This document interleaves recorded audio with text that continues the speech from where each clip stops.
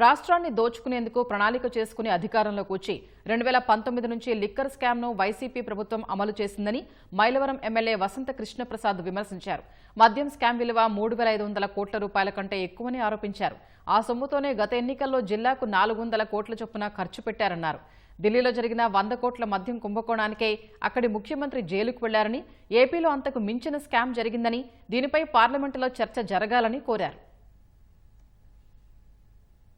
జగన్మోహన్ రెడ్డి గారు అనే వ్యక్తి 2019కు ముందు ఒక్క అవకాశం ఇవ్వమని అధికారంలోకి వచ్చే ముందే ఆయన మొత్తం ఒక స్కీము మ్యాప్ రెడీ చేసి పెట్టుకున్నారు. నేను అధికారంలోకి వస్తే ఏ రకంగా దోచుకోవాలనే దానికి సాక్ష్యమే ఈ లిక్కర్ కేసు.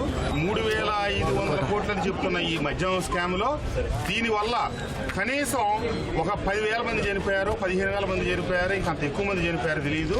ఆ కల్తీ మద్యం దాగి జరిగిన దందాలో ఢిల్లీలో జరిగినటువంటి స్కామ్లో కేవలం అక్కడ ముఖ్యమంత్రిని, మంత్రుల్ని అందరిని అరెస్ట్ చేశారు. ఇది 100 కోట్ల రూపాయలే. ఇది కొన్ని వేల కోట్ల రూపాయల స్కాము. దీంట్లో ఈడీ దృష్టి సారించాలి. పార్లమెంటరీ పార్టీ నాయకులు కృష్ణదేవరాయలు గారు చెప్పారు, ఖచ్చితంగా పార్లమెంట్లో ఈ అంశాన్ని లేవనెత్తుతామని. ఖచ్చితంగా లేవనెత్తాలి. ఈ అంశం మీద సమగ్ర విచారణ జరగాలి. భారతదేశ చరిత్రలో జరిగిన అతిపెద్ద స్కాముల్లో ఇది ఒకటి.